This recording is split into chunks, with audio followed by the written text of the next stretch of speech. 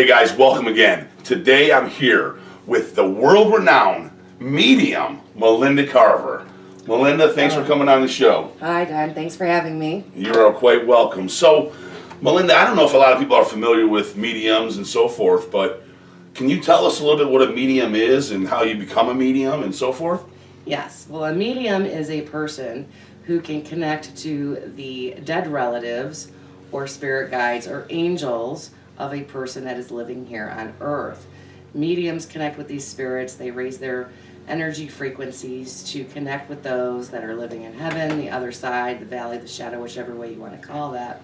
And then we give those messages of closure or love to those that are in the living who have a huge amount of grief from that passing of that loved one. So, okay, you're telling me that as a medium you can speak to people who have moved on? Yes, I can. How does one do that? Well, I was born this way. Ever since I was little, I remember seeing dead people walking around. And when I was little, 4 or 5 years old, I didn't know the difference between those that were living and those that were dead. They were as crystal clear as you sitting next to me. Okay. As I became older, I remember my one uncle's funeral and one of my grandmother's brothers. Okay. And they were all saying, we're going to go see the uncle. And I could say, well, he's standing right here. He's by my aunt. And I was hushed because he was laying in the casket. And to me, that wasn't, I couldn't see into the casket. I was a little bitty thing. And I could see him moving around, going up to those that were left behind from his passing and hugging them and touching them and looking at the flowers and seeing who was there and telling jokes. And to me, he was just as living, breathing as you. So It was kind of weird when I was little, and I had to start learning quite quickly to stop telling people about the dead people that I saw. I'm a little bit speechless on that one right now, but so before he passed on, Yes. he actually stopped to say goodbye to loved ones? Well, when he passed, when you die, your soul leaves your body. Everyone has a soul. And as you die from accidents, heart attacks, cancers, natural causes, your soul leaves your body and it goes back home. Whether you call that heaven, nirvana, the valley of the shadow, and you do come back because you want to see, because we're nosy, we're all human, and your spirit's still going to be nosy. You want to see who came to your wake. You want to know who came to your funeral. You want to know who sent flowers. You want to see if, your brother came that you fought with all those years and if he's crying over you. Can you check Facebook to see if anybody hit the like button? Sometimes.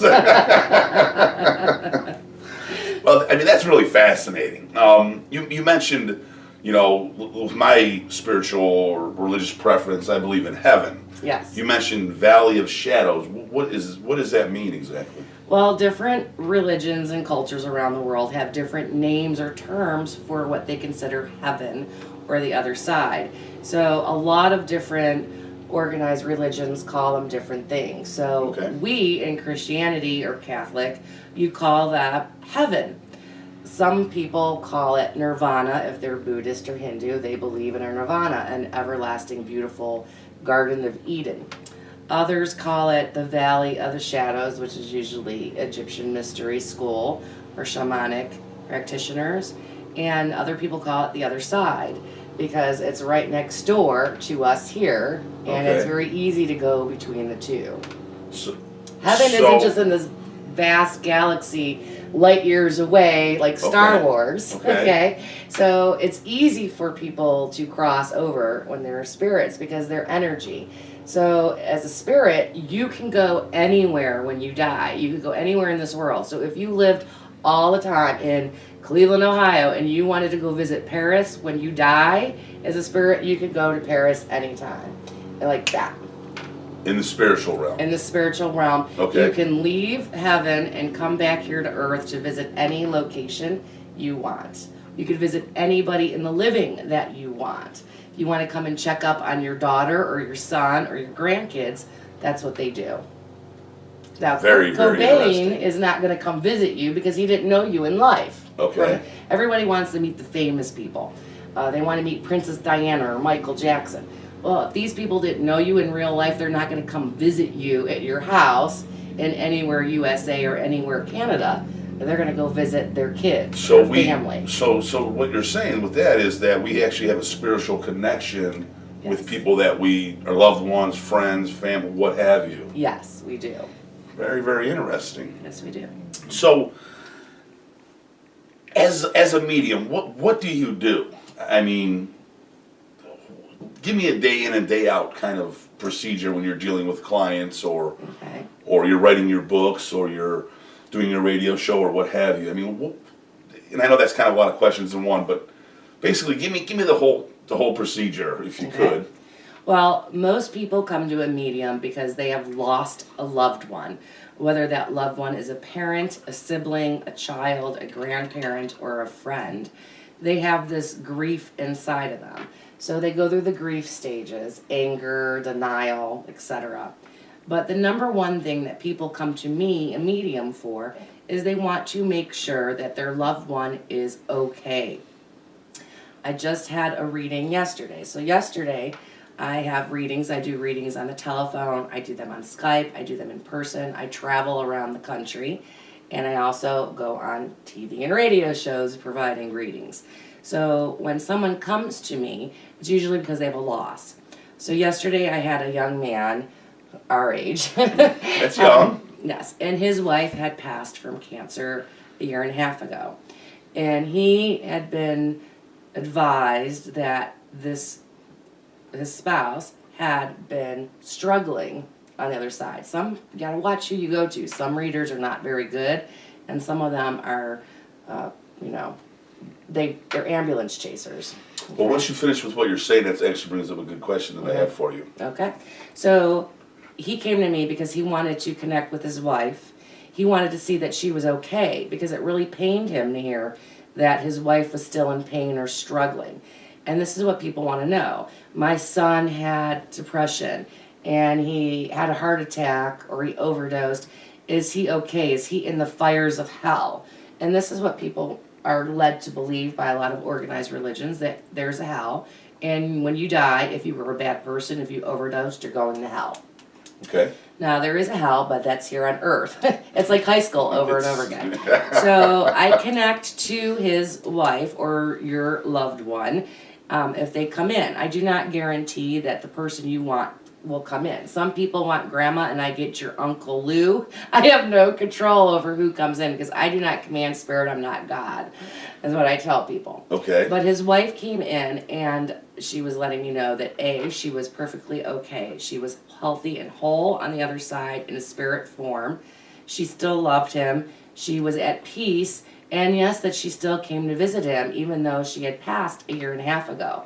So then she shows me around the house that they shared. So I can say, well, she saw this new item in your home, or you were here, or this is what your car looks like. And that brings them closure. Because myself as a medium, I'm giving evidence. I describe to you what your loved one looked like. I don't know you, I don't know them, and you come to see me. So then I give you a description of the spirit that comes forth to stand in front of me. So I give you a description of what they look like, how tall they are, what color hair. Sometimes I tell you what they died of, if they show me or make me feel it. And then past things that you shared in your past together. And then they also show me current events in your life. Even though they're not living with you here on earth in your house, they still come visit you so they know what's going on in your life. When you say they show you, Yes. how do they show you? Like, what does that Good mean question. exactly? Good question. I see the dad just as crystal clear as you. So Okay. if you're sitting next to me talking to me, it's the same thing. I see a spirit. They come in a form. I could see them physically with my eyes. I could hear them with my ears. And then they show me things. It's sort of like they bring up this view or this movie of their past here and Okay. what's happened in people's houses. So they'll show me rooms. They'll show me outdoor scenes from people's pets, people's children.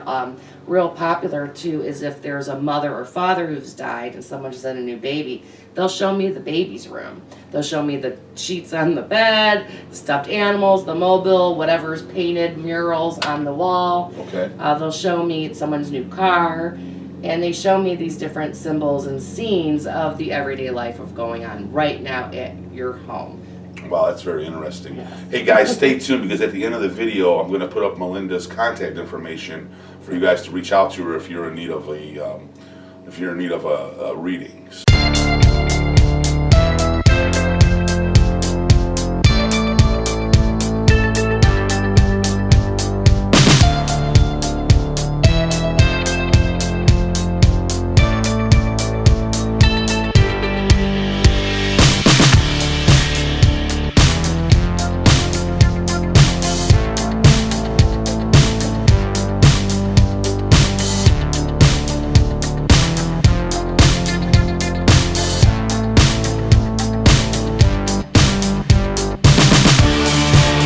So Melinda, going back to the other question I had for you, when someone's looking for a medium like yourself to reach out to past loved ones and what have you, how do they distinguish between a good medium, a bad medium, or is there such a thing, or Yes, there is. like a light medium with the light of the Lord, or an evil medium? I mean, how do you know the difference?